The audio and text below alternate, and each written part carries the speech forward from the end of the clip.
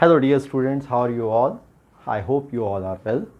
So today we are going to start where we have left in the previous video. In previous video we have discussed about the two forms of the solids like crystalline solids and amorphous solids. Today we are going to discuss further about the crystalline solids.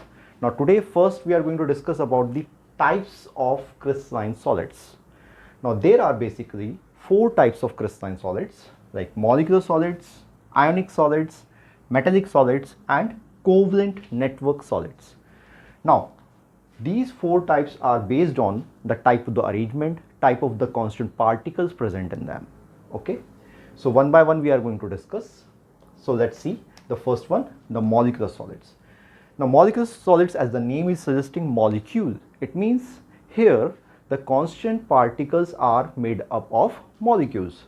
Like suppose we say solid hydrogen. If hydrogen is existing in the solid form, then the hydrogen molecule, that is H2, will be its constant particles. Okay, so like suppose solid nitrogen we say, so nitrogen molecule will be its constant particles. Okay, so all those solids in which the constant particles are basically molecules are said to be molecular solids. Now molecular solids are further divided into different types, like we are going to see one by one. The first type is non-polar molecular solid. Now what is the meaning of non-polar molecular solid? Non-polar molecular solid means it's a type of a solid where molecules are there but they are non-polar. Non-polar means like these examples, hydrogen we can use, nitrogen we can use. If you see hydrogen is formed by the combination of one hydrogen atom to other by sharing of electrons. Now both the hydrogen atom are having similar electronegativity or same electronegativity in this case. So they are going to share the electrons equally. So there will be no charge existing. So as there is no charge existing, so they are said to be non-polar molecule. So such solids where the molecules are non-polar are said to be non-polar molecular solids. This is the first type. Then the second type is there. Second type is polar molecular solid. Now what is this polar molecular solid? As the name is suggesting, polar. So this time the molecule which is forming that solid or making that solid must be polar in nature. Now what is the meaning of this polar nature? Polar nature means, suppose we have one example like ammonia we can use, NH3. Now in case of ammonia molecule, if suppose ammonia molecule is forming a solid, in case of ammonia molecule, nitrogen and hydrogen is combining by sharing of electrons with each other. Okay, three hydrogen atoms are sharing their electrons with the nitrogen atom and forming a covalent molecule. Now in this case, nitrogen is more electronegative as compared to hydrogen.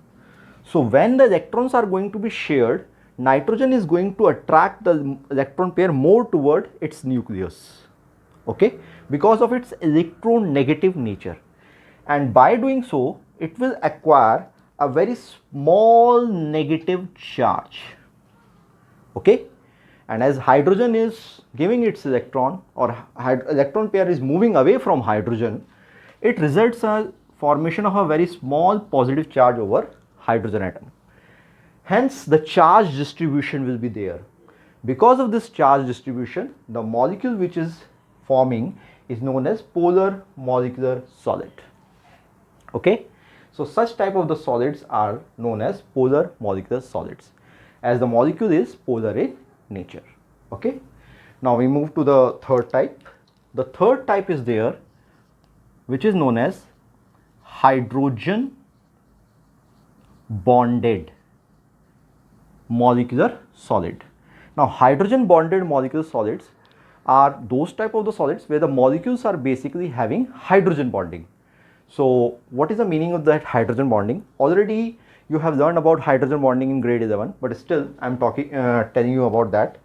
Hydrogen bonding means if suppose hydrogen atom is bonded with three most electronegative element, and these are fluorine, nitrogen and oxygen.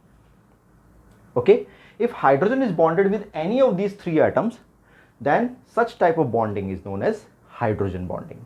So if the molecule which is forming a solid is having hydrogen bonding or is a hydrogen bonded covalent solid, then hydrogen bonded covalent molecule, then such type of solid is known as hydrogen bonded molecular solid. Okay, so these are the three types of the molecular solids we are having: non-polar, polar, hydrogen. Non-polar, no charge distribution molecule; polar, where there is a charge distribution in the molecule; and hydrogen bonded, where is a hydrogen bonding present in a molecule.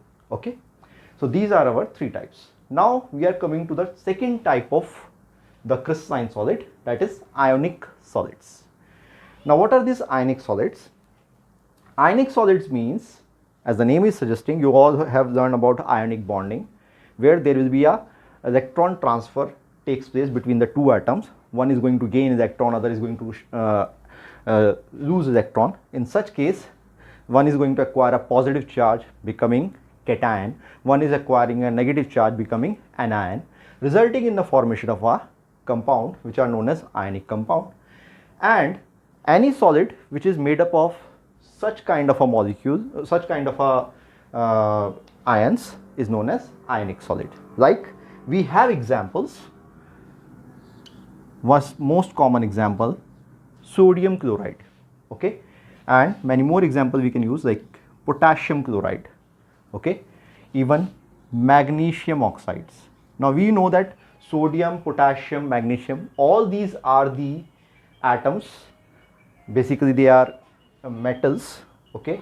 Sodium and potassium is present in first group while magnesium is present in the second group. They used to transfer their electron, they used to lose their electron, and this halogens like chlorine and oxygen, which is present in group 16, is going to gain electron. In such case, they are going to form a ionic compound, and the solid which results due to the formation of such compound is known as ionic solids. Okay, so that is our second type of the solid. Now we move to our third type. Our third type of the solid is metallic solids.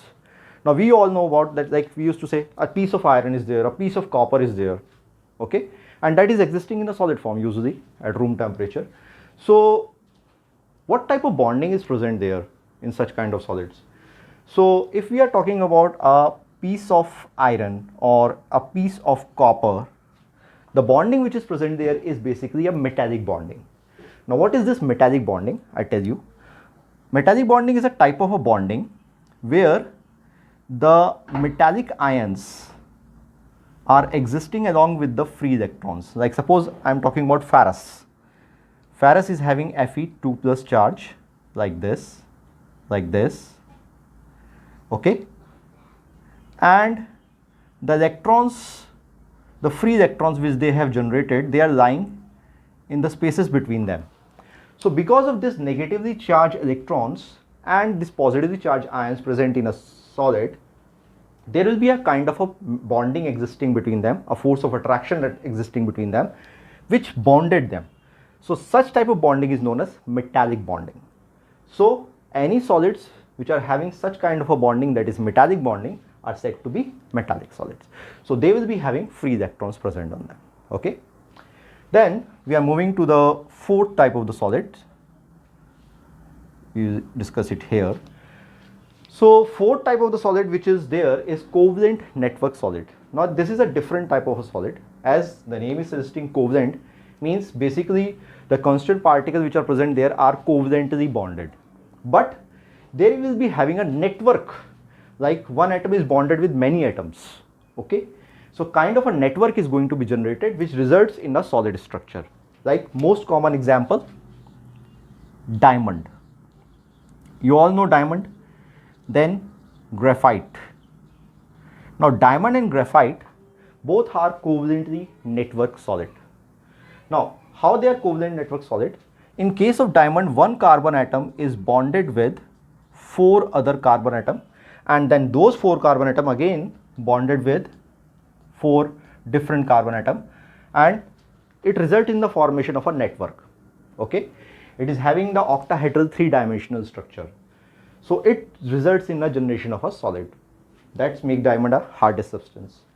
Then a graphite is there. Graphite is having a hexagonal layered structure where one carbon is joined with 3 other carbon atom, but one electron of the carbon is going to be free in this case. So basically they are known as covalent network solid, as they are forming the bonds which is of covalent nature because of the sharing of electrons, but they are forming a network which results in a generation of a solid. So these are our 4 types of the crystalline solid: molecular solids, ionic solids, metallic solids, and covalent network solids. Okay, now one more important thing I want to tell you about all these type of the solids related to their electrical conductivity. Now when we say electrical conductivity, molecular solids are not a good conductor of electricity. They are having very low conductivity. They are having very low conductivity. Okay, while ionic solids, because they are having the cations and anions present in them, they can conduct electricity. But not in a solid state. Either they are required to be in molten form or the aqueous form is required. Means we have to dissolve them. So they will be a good conductor of electricity in the molten state or in the aqueous state. So in molten and aqueous state they are basically good conductor. Then it comes to metallic solid. Already we have discussed in metallic solids there are free electrons present in it. So it means they are very good conductor of electricity in the solid state also. So they are good conductor of electricity in the solid state also. While covalent network solids are usually, they are insulator. Okay, they cannot conduct electricity as they are covalently bonded, with the exception of graphite. Graphite is a good conductor of electricity. Why? Because of its structure. As you all know, in case of graphite, one carbon is joined with 3 other carbon. So 4th electron is always free. So that electron can jump from one layer to another layer, and hence that free electrons results in the generation of electricity. So it's a good conductor of electricity. So understood, student? So these are the different type of the solids, that is crystalline solids, and their electrical conductivity will be like this. And this is about their arrangement. Okay, students? So now we are going to discuss a little bit about the crystal lattice. Okay.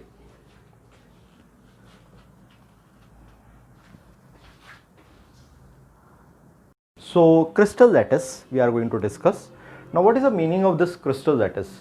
Crystal lattice means it's a type of a crystalline solid where particles, that is a constant particles, are present in an ordered way, or the position of the particles is going to be fixed, like they are having a specific position, due to which they will generate a specific kind of a solid, specific shape of a solid they are also giving it.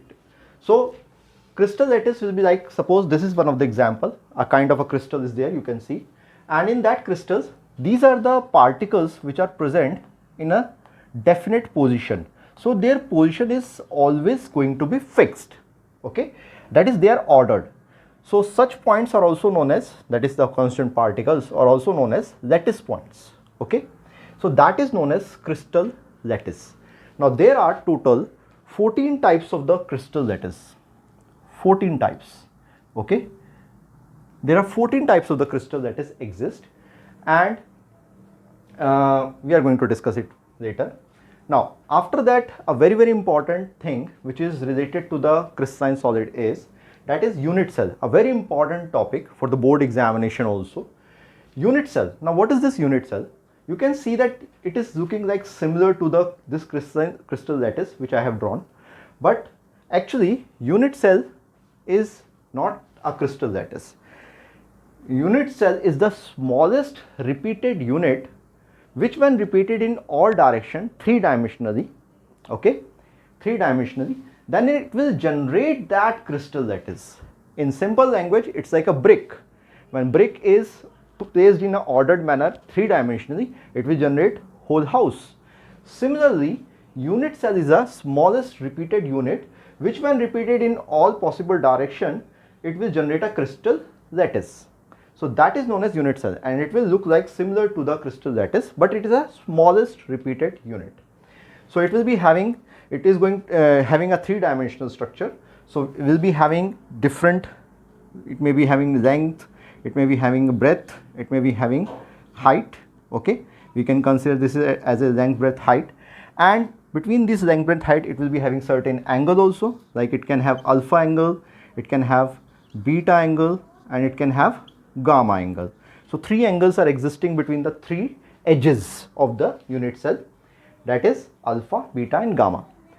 These unit cells are also of the different types. There are basically 7 types of the unit cell exist.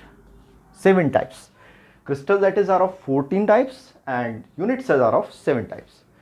So in our next video, we are going to discuss about the types of the crystal lattice and the types of the unit cell. Okay, so for this time being, it's goodbye. So please like my video, share my video, subscribe it, and please press the bell icon.